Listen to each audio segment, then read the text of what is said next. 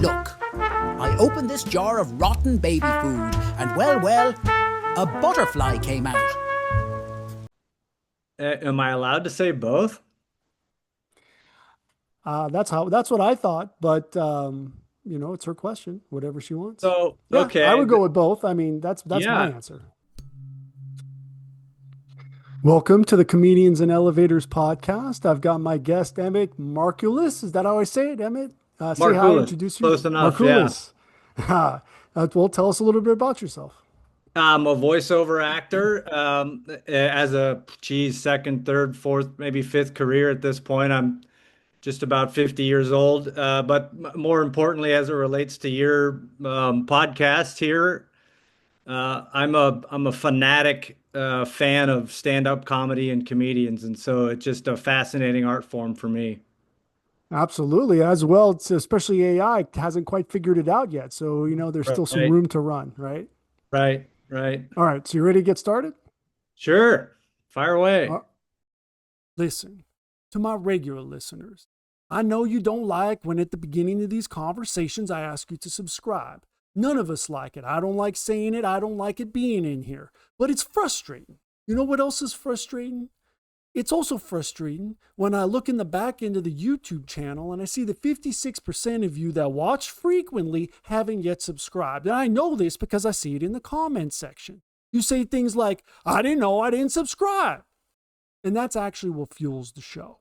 Basically, it's like you're making a donation to the show.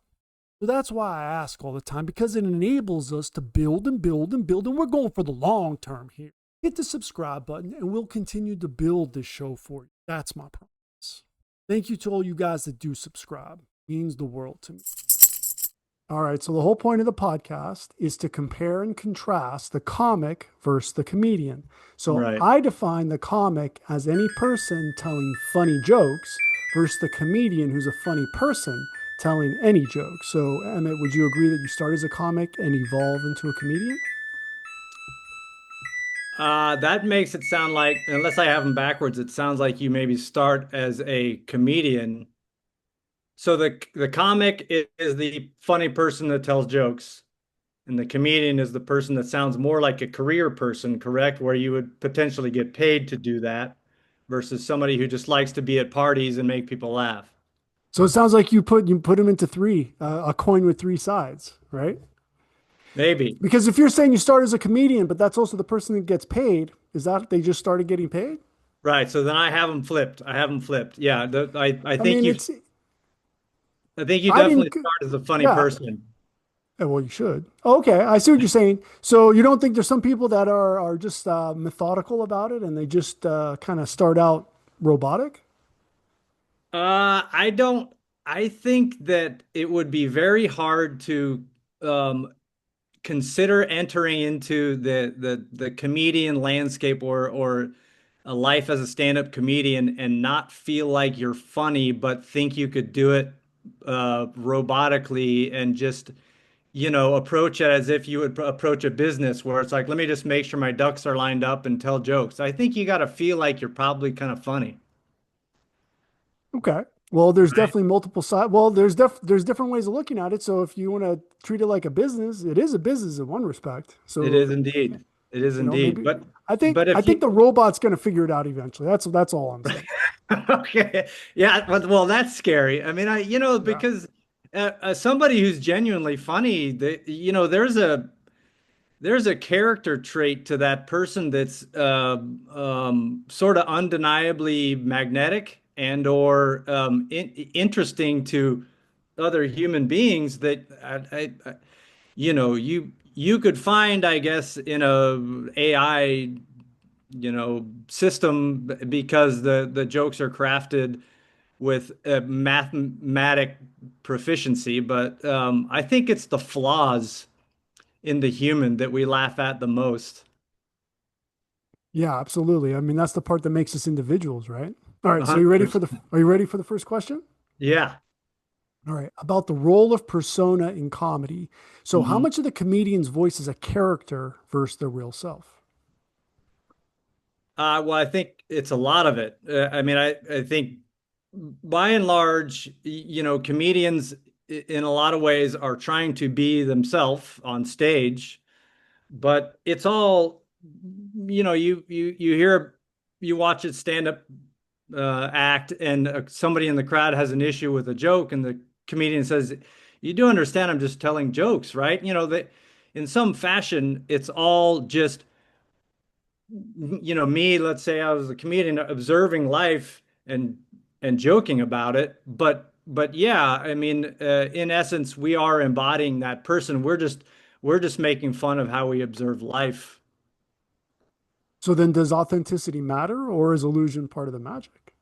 I think authenticity wholeheartedly matters, but you got to be able to laugh at yourself. You can't take yourself too seriously, nor can the crowd in any particular, you know, situation. Unless that's your flaw, which makes you funny. Beady, beady, beady, beady. That's a very fair point. Yes, All absolutely. right.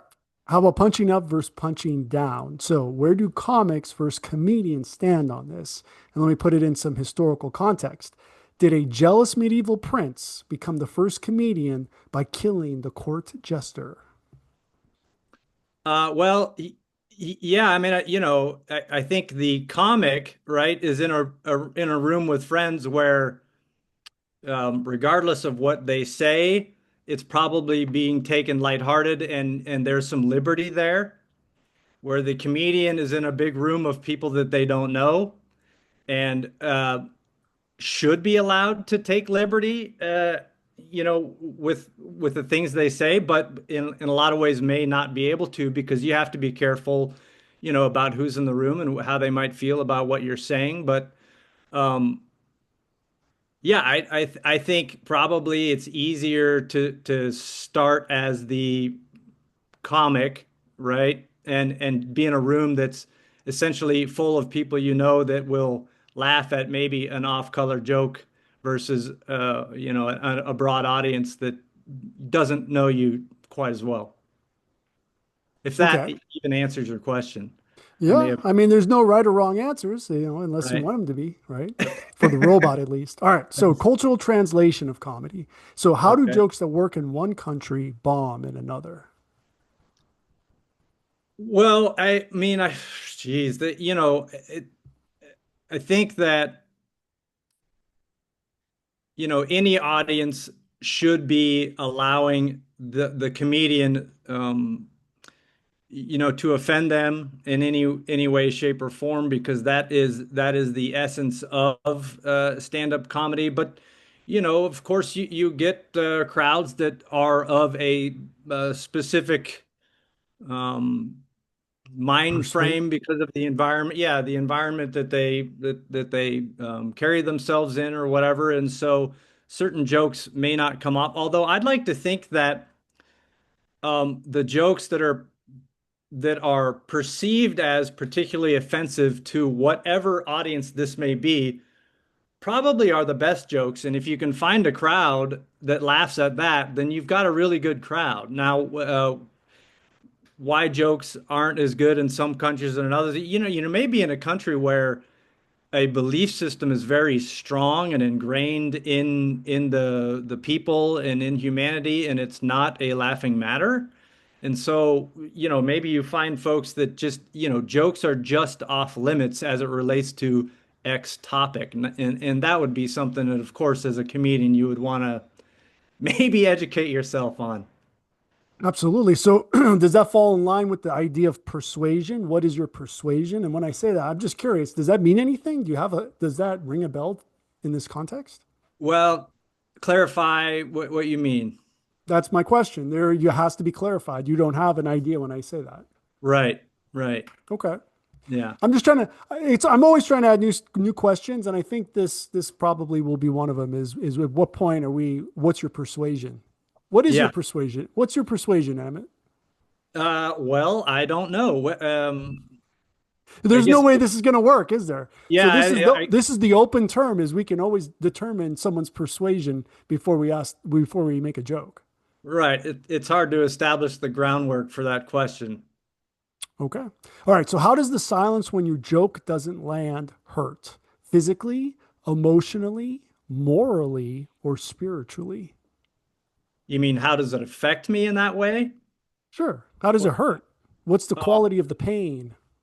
all of the above, right? Certain people and certain jokes, I think probably, would be different as it relates to how it affects. But um, yeah, the silence is would have to be certainly painful for anybody, even the most. I mean, you hear about comedians who thrive on it because they've been doing it so long, they actually get a kick out of bombing, which is a sort of a weird level of disassociative, Ha, you know, nice. um, How do you like to bomb? What's your persuasion? I, No? I would probably love to really see if I can um,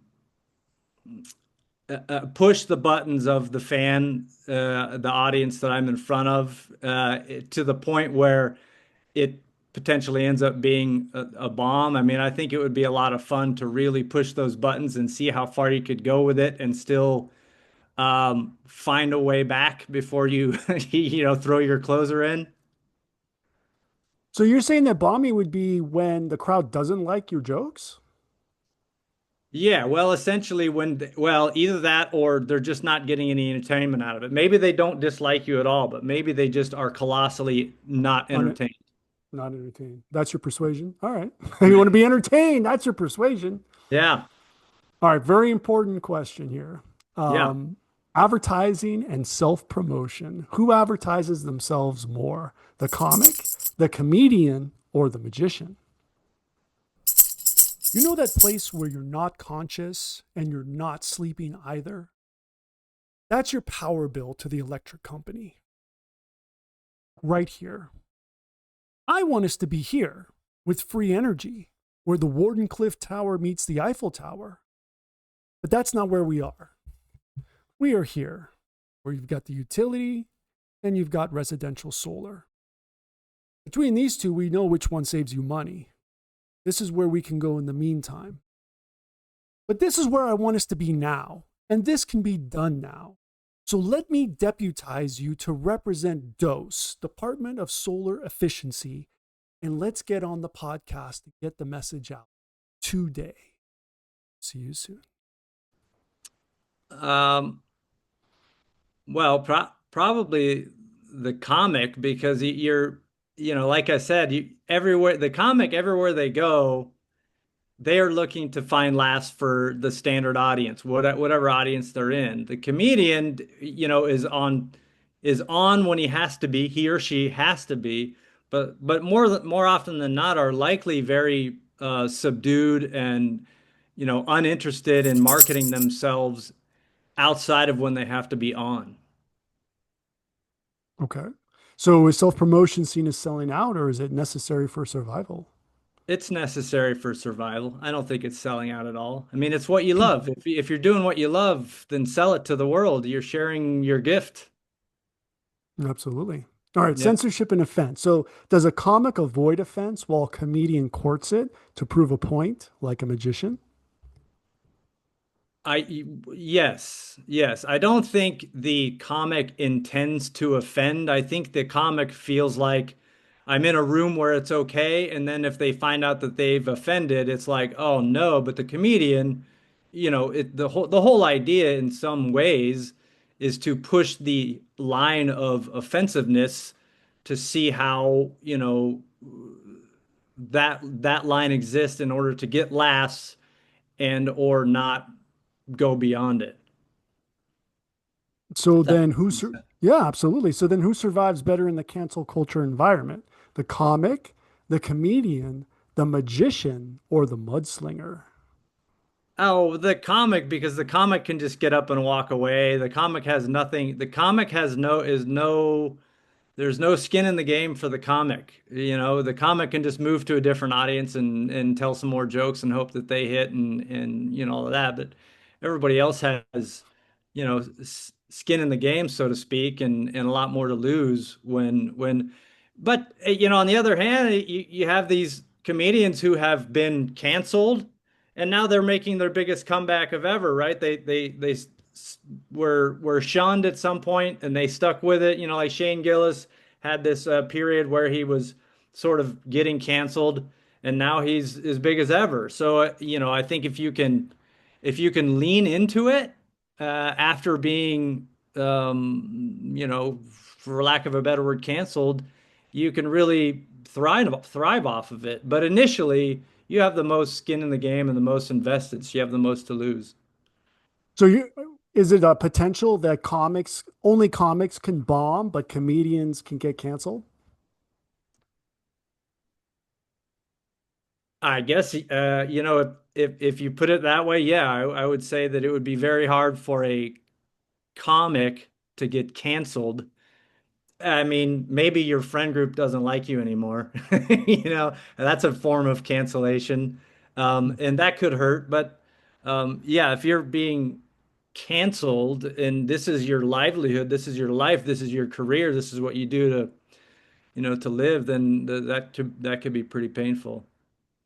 Absolutely. All right, timing and delivery. Is it a science or an art? I think it's an art. I think there are people who can get scientific about it, and it helps. But I think ultimately, the art of stand-up comedy is timing, and timing is, you know, such a uh, completely difficult thing to achieve. You know, when it comes to doing it masterfully, and it truly is an art to figuring out how to use timing to get laughs. Is it potentially good timing is when there's a lack of timing and then you realize there's timing? Yeah, I mean it can be accidental for sure. Yeah. I mean I would suggest that there are a number of comedians who have done sets where they did really well, but they felt like their timing was horrible, but it was just because it landed that way. I'm curious, is this landing like, are we landing on an aircraft carrier or what kind of landing is this? I don't know. All right, we missed Um, the cables, got to go do a go around. All right, yeah. I'm just trying to figure. The only for some reason I have a feeling AI is about to figure this out. I'm like, if AI is going to be able to tell better jokes than us, Oh I need to man. know why. I know, right? This is. I Yeah. was worried at the beginning, but then it so far it sucks. So Right, right. Yeah, like I said, I think it's the flawed nature of humans that makes uh, comedians and stand-up comedy ultimately the most funny. okay, well then, how about laughter versus applause? So are comics chasing laughs and comedians chasing applause breaks or a primetime Emmy that validate the message? Comics are definitely chasing laughs. Comedians are, I'm sure, thrive on applause breaks. You know, that's your feedback ultimately. But like I said, you get the comedians that are kind of particularly um, a special breed who almost thrive on silence, you know, feeling like they're more entertained than the crowd, and that's entertaining to them to do that set. But yeah, I mean, I think the comic is just purely chasing laughs, just for the fun of chasing laughs. Okay, so then how about comedy as commentary? So when does a comedian cross into being a philosopher or a preacher? Wow. That's a good question. I mean, I think that you know, we're all, in a sense, I say we comedians are all just observing life. And I think that there's a massive value in being able to laugh at the absurdity and occasional darkness and challenging nature of humanity and life. And so for comedians to be able to express themselves authentically and actually in some cases be serious about it and not be looking for laughs, I think we ought to look to that as potentially valuable. Now, nobody is super um, inviting as it relates to being preached to, other than if you go to church and you know you're listening to your preacher. But so you know you can start to take yourself too seriously, but I just think that comedians have such a unique, wonderful way of laughing at the absurdity of life, and we ought to listen to how they've figured out how to use that as a way to navigate this crazy thing we call life. All right. Speaking of life, Emmett, are you ready to enter the multiverse? I probably not. Oh, well, still ready to go for the ride though? Yes, of course. All right. So, board game Zoomcast, play versus performance. So, if comedy were a board game Zoomcast, are you Okay. competing as the colorist, adding tone, mood, and shading, or the Foley artist, building punchlines with soundscapes and timing? Me specifically, just as a question about Absolutely. me. Okay. You have to choose a character. Probably providing color. Not necessarily putting in punchlines, but just providing color to the game. So, does comedy work better when it's painted vividly or when it's orchestrated sonically? Uh, Clarify a little bit for me if you don't mind. It's much like the previous question. If it's painted vividly, I would argue that's like the colorist, and if it's orchestrated sonically, I would argue that's like the Foley artist. Right. I don't know that I don't know if I have an opinion on that as to whether one is more valuable or interesting or worth um doing than the other. I think they're both very important. I think it's probably a personal opinion on how that works. Everybody's Mhm. different in how that goes. I'm probably not answering this question very well at all, but um, yeah, both important and valuable. Okay. All right. So here on the Comedians in Elevators podcast, we have a Yeah. tradition where the previous guest asks a question for the next guest. Okay. And the previous guest was Elena Vasquez. And her Okay. question for you, Emmett, is: do you think a comedian is a clown or a performer? Am I allowed to say both? That's what I thought, but it's her question, whatever she wants. So, Yeah, I okay. would go with both. I mean, that's my Yeah. answer. Yeah, I would say both, but so yeah, maybe it depends on the comedian you're talking about. One of them is very much clown-like in the way they um, perform, and one could maybe be, very much a performer. Mhm. But I would say both. All right. All right. So, last question: legacy. Who gets remembered? Will the comic's tight five survive time, or will the comedian's cultural point of view be more timeless? I think the comedian's point of view will be more timeless. I think All right. there's no more interesting perspective on life than the comedian, this way of looking at life. All right. Well, Yeah. Emmett, where can everybody find you online? I have a website. It's voice actor slash site at Emmett. Let's see. Hang on. You know what? Just find me on Instagram at Two Seams One Wood. That's probably the best place to locate me. I'm blanking on my website at the moment, but Two No problem. Seams One Wood on Instagram. Awesome. All right, Yeah. Emmett. Well, thank you so much for being my guest. And for everyone, please like and subscribe. And we will see you in the next one. My pleasure. I was honored. Thank you. If you're interested in too much information like in the network state or Mantipus the chicken shit, check out this video. Or is it this one right here? Well, either way. Lizard.